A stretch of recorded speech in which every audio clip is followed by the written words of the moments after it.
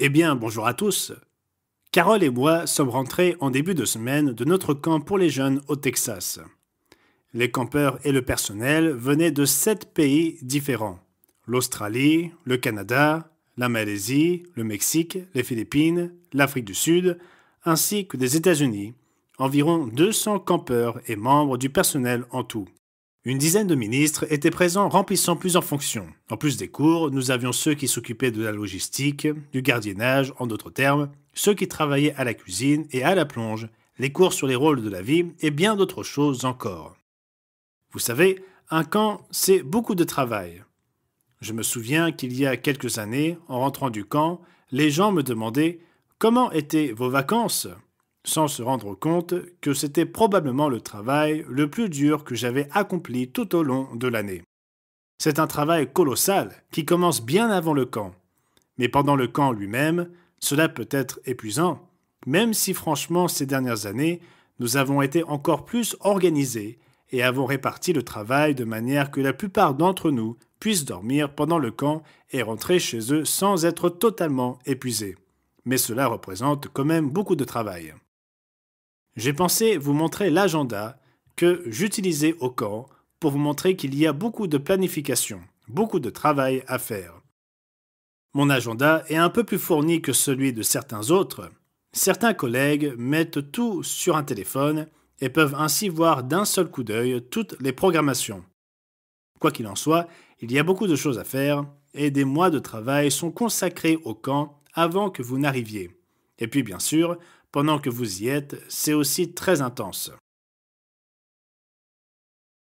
Le camp nous donne également l'occasion de travailler avec beaucoup d'adultes et de jeunes.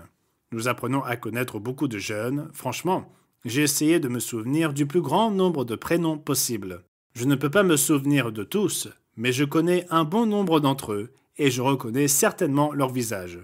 Cela donne à tous nos ministres et à tous nos adultes l'occasion d'apprendre à connaître nos jeunes et de leur témoigner notre amour. Mais cela nous donne aussi l'occasion de travailler avec des personnes de diverses congrégations qui viennent au camp pour les aider à avoir une vue d'ensemble.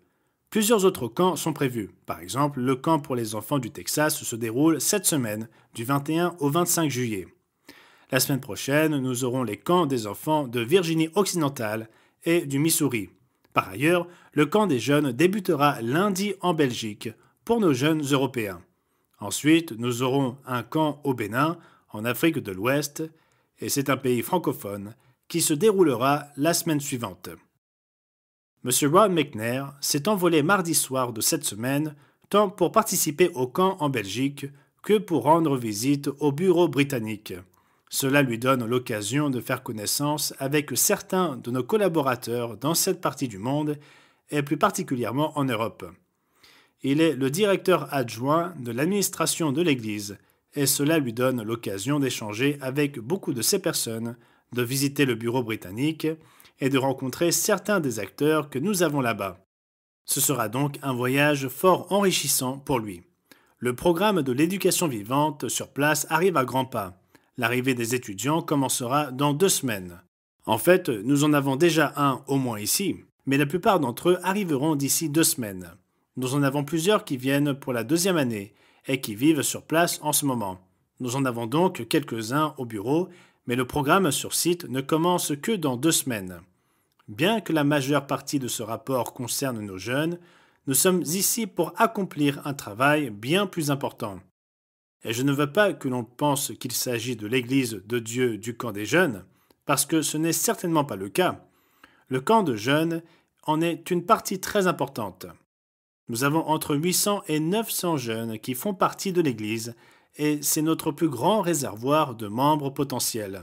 Ils sont donc très importants pour l'Église, pour les parents et pour nous tous. Mais il y a bien d'autres choses qui se passent. Nous avons des émissions télévisées qui continuent d'être enregistrées, éditées et diffusées. Nous avons des projets Internet qui se poursuivent. L'alimentation des réseaux sociaux, ce qui est toujours important. Nous écrivons et nous communiquons verbalement. Nous avons les conférences du monde de demain. Nous prenons soin du troupeau, y compris les conférences ministérielles pour aider notre ministère à nourrir le troupeau. Et bien sûr, nous nous occupons tant de l'envoi de notre revue que de milliers et de milliers, voire de centaines de milliers, d'ouvrages, de DVD, de CD, etc. Les frais d'affranchissement ont augmenté presque partout dans le monde et cela nous affecte certainement ici à Charlotte. Et avec tout ce que nous envoyons ici, cela peut nous coûter des dizaines de milliers de dollars de plus à cause de l'augmentation des frais postaux. Monsieur Darren Brinson, qui travaille dans notre service de traitement du courrier et supervise cette activité, indique que l'envoi des reçus de contributions par courrier en vrac plutôt que par courrier en première classe nous permettra d'économiser environ 10 000 dollars par an. Nous sommes donc toujours à la recherche de moyens d'économiser de l'argent. Les reçus annuels continueront d'être envoyés par courrier en première classe. Nous ferons un essai pour voir comment fonctionne l'envoi en vrac. Il se peut que votre reçu soit retardé de quelques jours, peut-être d'une semaine environ. Espérons que non, mais c'est tout de même possible. Mais les reçus annuels seront envoyés par courrier en première classe. Si nous pouvons économiser 10 000 dollars en faisant preuve d'un peu de patience, ce sera une belle économie. C'est comme si quelqu'un nous faisait un don de 10 000 dollars, et soit dit en passant, nous vous sommes très reconnaissants pour tout ce que vous faites. Nous sommes reconnaissants pour les dons importants que nous recevons. Je n'y réponds pas individuellement à cause du denier de la veuve. Le Christ dit très clairement que même le denier de la veuve est parfois plus important que le don le plus élevé.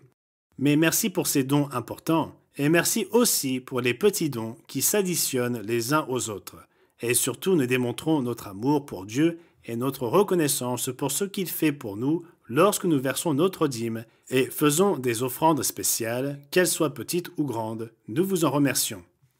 Donc, c'était Gerald Weston pour l'Église de Dieu vivant pour la semaine se terminant le 26 juillet 2025.